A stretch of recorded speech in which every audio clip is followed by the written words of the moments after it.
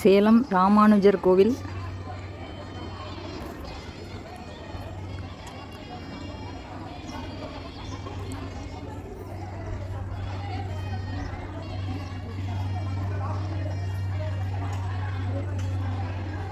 திருவேங்கடமுடையான் சன்னதி. 4 மூலைக்கு 4 பெருமாள் இருக்காங்க.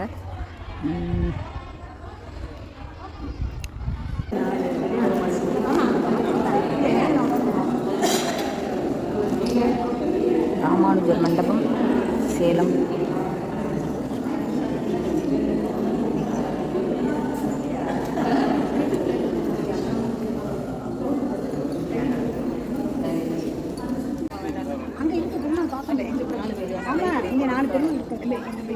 சூப்பரான வியூ பாருங்க.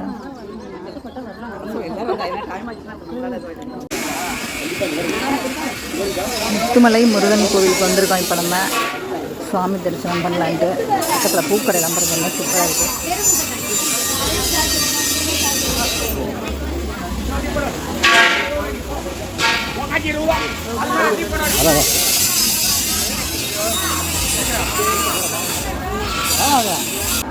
முத்துமலை முருகன் சைடு தரிசனம் பாருங்கள், என்ன உயரத்தில் இருக்குது.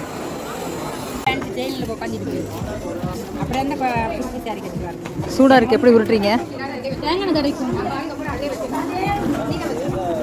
சுட்டு பார்க்கவா? மிதமான சூட்டில் தானே இருக்குது. நீங்கள் உருட்டு நல்லா உருட்ட வருது.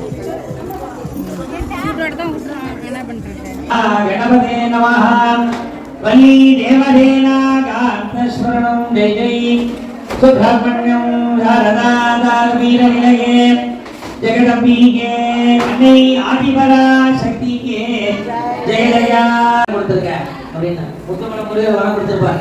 ஆனால் நம்ம அந்த சாமி தான் எனக்கு இதெல்லாம் செஞ்சது. வெங்கடாச்சலபதி வரம் கொடுத்துருப்பாங்க. இல்லை எனக்கு சமயம் கொடுத்த ஆதா தான் இதெல்லாம் எனக்கு செஞ்சிருக்கா அப்படின்னு நம்ம மனசில் அப்படி அந்த சாமி மேலே பிரியமாக இருப்போம். அதுதான் இஷ்ட தெய்வம்.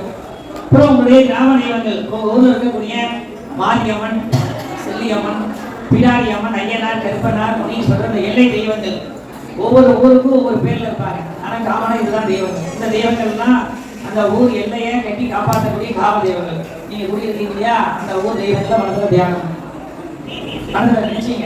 தியானத்துக்கு கண்ணா முன்னா அந்த சுவாமியே தத்துவமாக நேரில் உங்களுக்கு மனக்கண்ண முன்னாடி வந்து நிற்கணும். அதான் தியானம். நீங்க கோப்பி மனதில் தியானம். முத்துமலை முருகன், சேலம். உலகிலேயே மிக உயரமான முருகன் பாருங்க.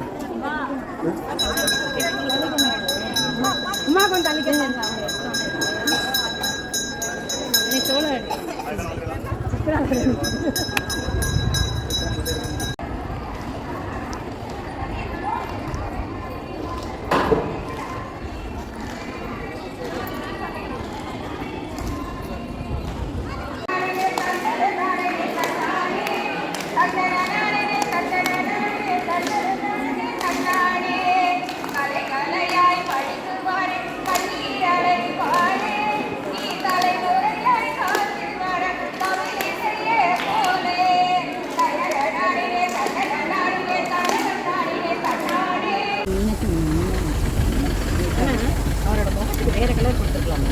இன்னும் வெளிச்சிருச்சு. நல்லா தான் கலர் கொடுத்துருக்காங்க. எல்லா டைமும் வெளியில் இருக்கிறதுனால கலர் கொடுத்துருக்காங்க. அந்த மாதிரி பெயிண்ட் எல்லாம் கொடுத்தாங்க. வெளிச்சிருச்சு. எத்தனை வருஷம் ஆச்சு? 5 வருஷம் ஆச்சு. 3 வருஷம் இருக்கும். 5 வருஷம் இருக்கும். ஸ்க்ரீனில் நைட்டுப்பா